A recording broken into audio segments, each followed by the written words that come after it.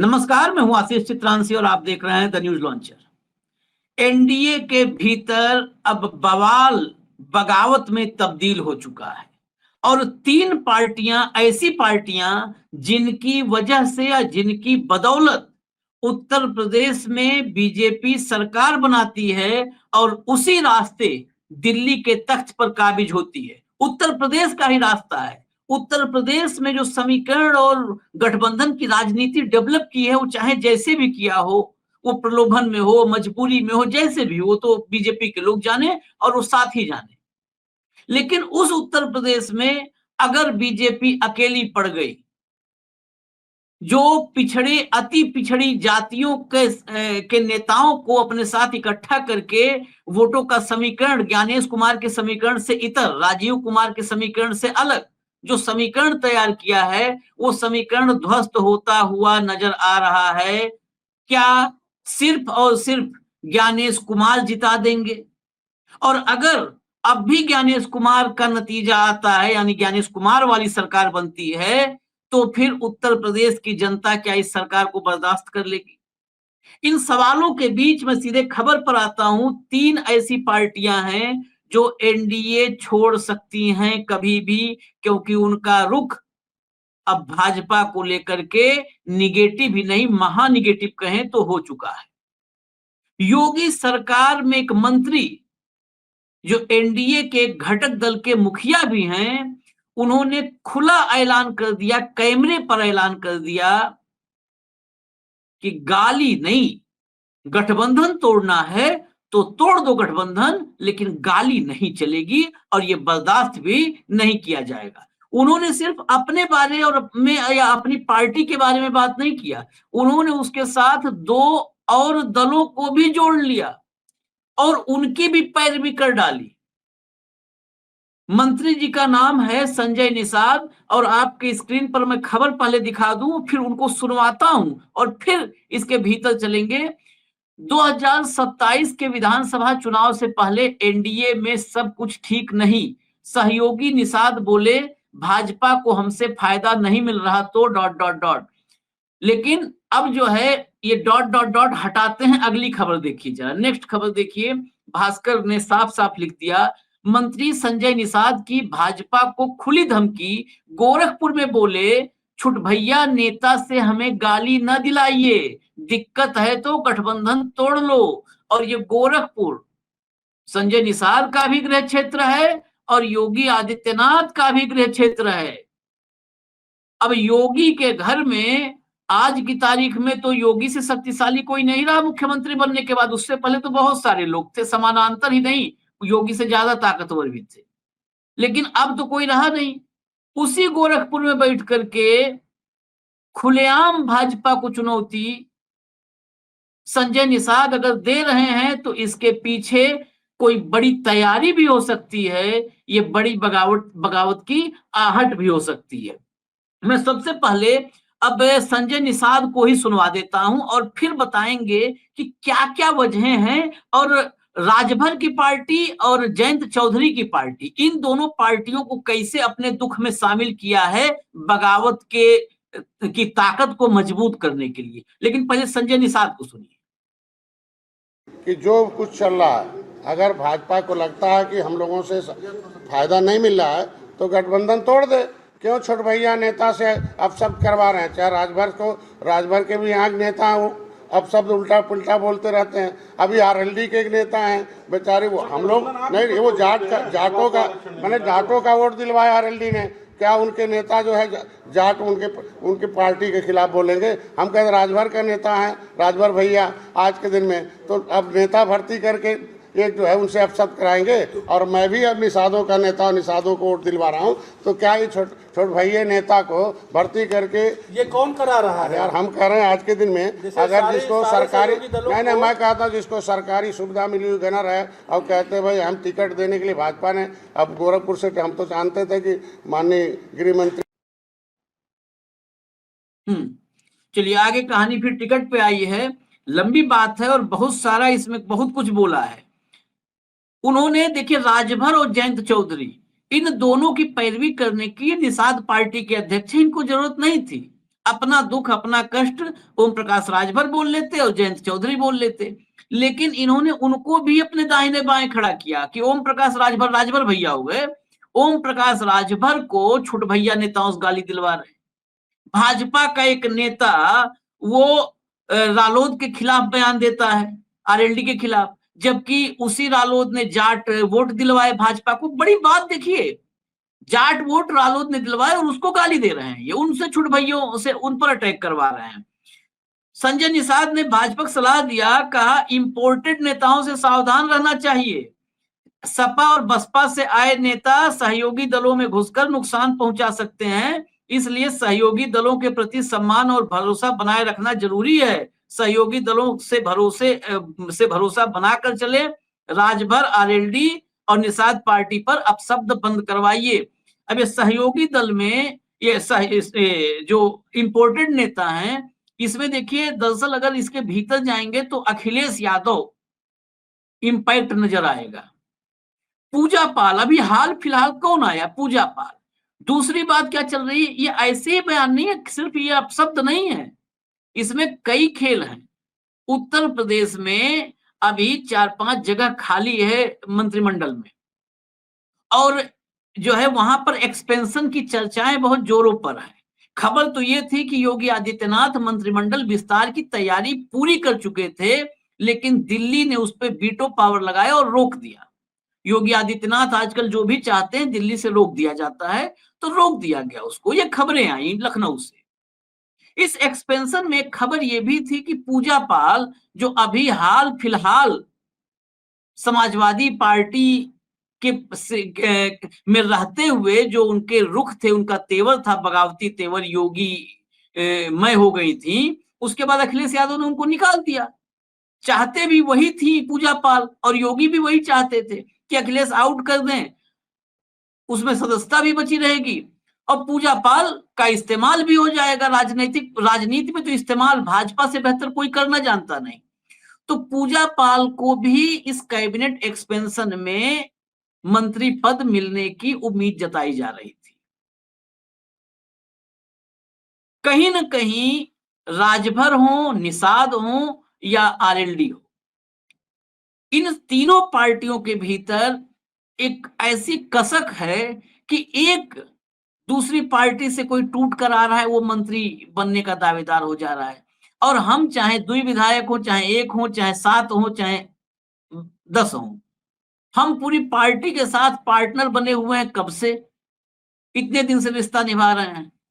हमारे लिए कोई जगह नहीं है। राजभर के साथ तो, संजय निषाद के साथ तो बहुत ही नाइंसाफी भाजपा ने की है, लेकिन मजबूरी है, कुर्सी का मुंह, उसी मुंह के चलते हट नहीं पाए। नहीं तो बेटे को ठिकाने लगा दिया, हाशिए पर राजनीति खत्म करने कगार पे पहुंचा दी, जबकि बेटे के लिए सिंबल ये मांग रहे थे कि हम अपने सिंबल पर लड़ेंगे। भाजपा सिंबल पे लड़वाया, उसके बाद संजय निषाद एक बार नहीं दर्जन भर बार बता चुके हैं कि भाजपा के नेताओं ने ही उनके बेटे को निपटाया, हरवाया। तो इनकी पीड़ा बहुत है, लेकिन मजबूरी, वो कुर्सी का जो सुख मिल चुका है वो छोड़ नहीं सकते, इसलिए पड़े हुए हैं। अब चुनाव आ रहा है नजदीक, तो ये धमकी बार्गेनिंग पावर बढ़ाएगी। एक्सपेंशन, कैबिनेट एक्सपेंशन में दबाव का काम करेगी। हो सकता है एक आध मंत्री और कहीं एडजस्ट हो जाए, हो सकता है बेटे की कहीं रोजगार बहाली हो जाए। खैर, इस सब के बीच जो उदाहरण आए हैं वो उदाहरण बड़े जबरदस्त हैं। क्या क्या हुआ है इन लोगों के साथ, जरा वो सुनिए।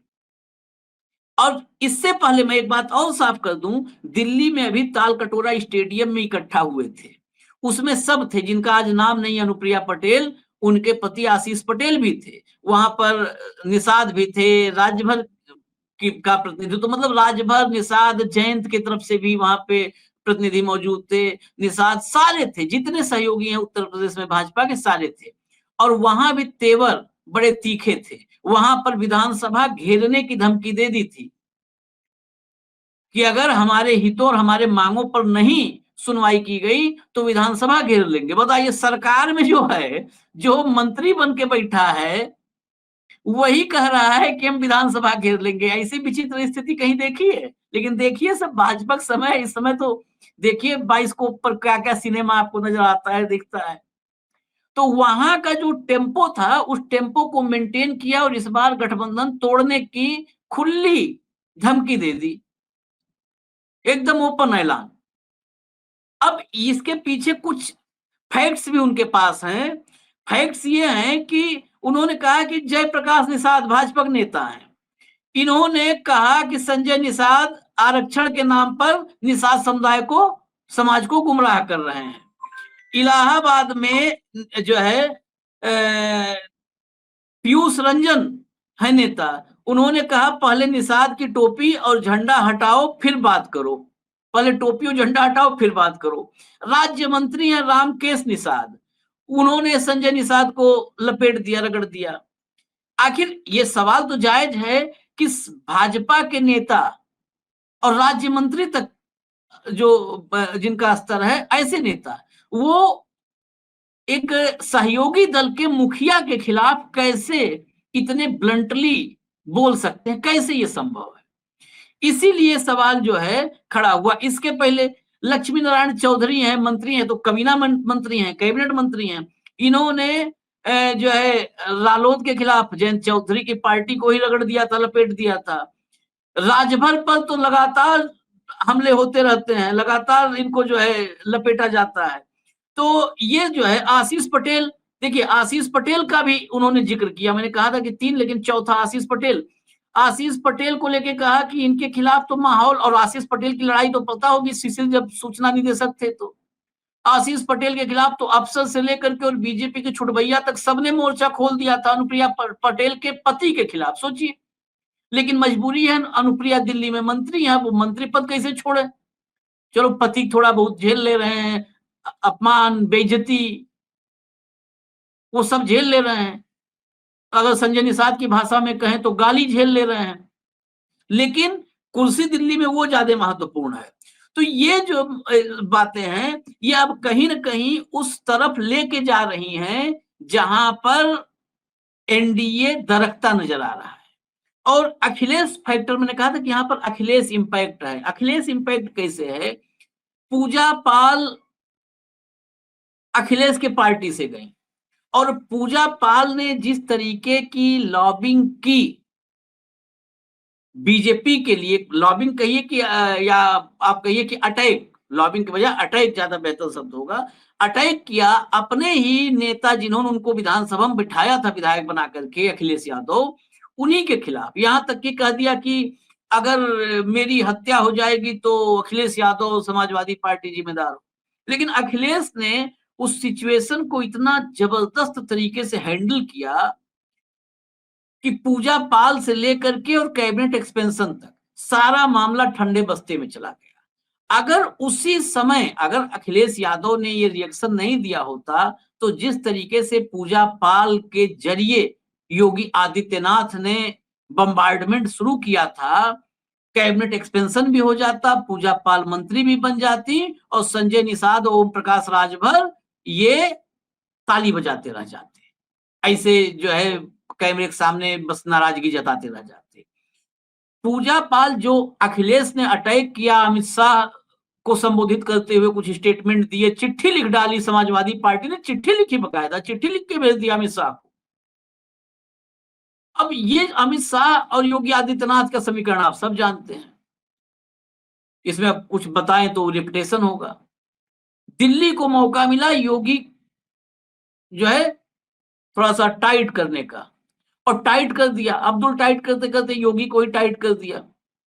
अब योगी टाइट हुए, एक्सपेंशन प्लान कैंसिल हो गया, और फिर संजय निषाद, ओम प्रकाश राजभर या बाकी जो सहयोगी दलों के नेता हैं उनको ऑक्सीजन मिल गई कि कम से कम सोच विचार के प्रेशर बना पाए।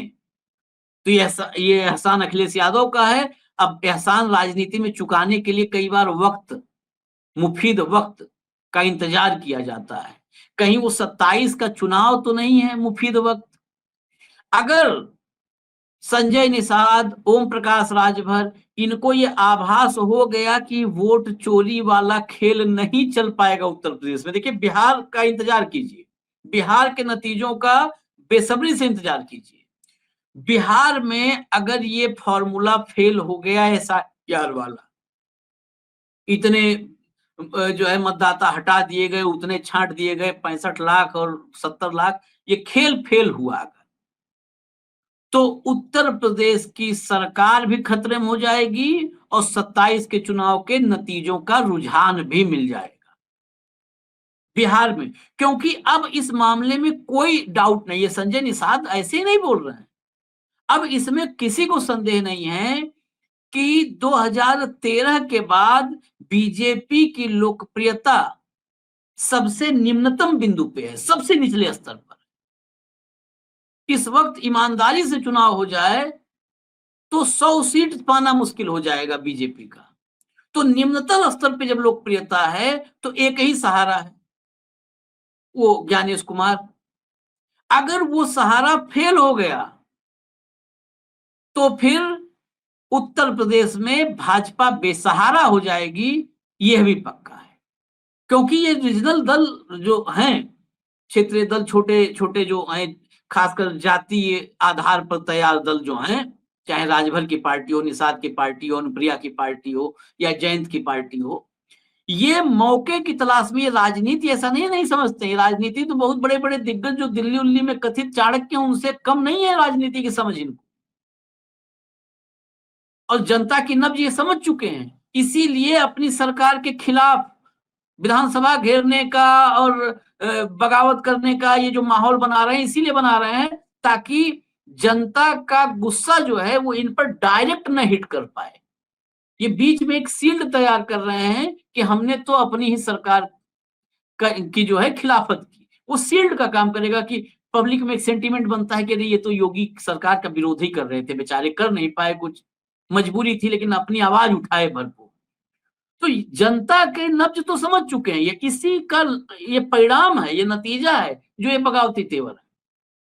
अब इन सबको इंतजार है बिहार के नतीजों का। अगर बिहार के नतीजे बीजेपी के पक्ष में आए तो इनकी मजबूरी होगी कि यहीं पड़े रहें, कम से कम सत्ता में भागीदार होंगे, क्योंकि ज्ञानेश कुमार हैं। जनता साथ हो ना हो, ज्ञानेश कुमार साथ है, तो ज्ञानेश कुमार का साथ लेने के लिए ये भी साथ बने रहेंगे। लेकिन फेल हुए तो सब भाग खड़े होंगे, ऐसी अब आशंका प्रबल नहीं प्रबलतम हो चुकी है। मुझे इजाजत दीजिए, न्यूज लॉन्चर आप देखते रहिए। नमस्कार।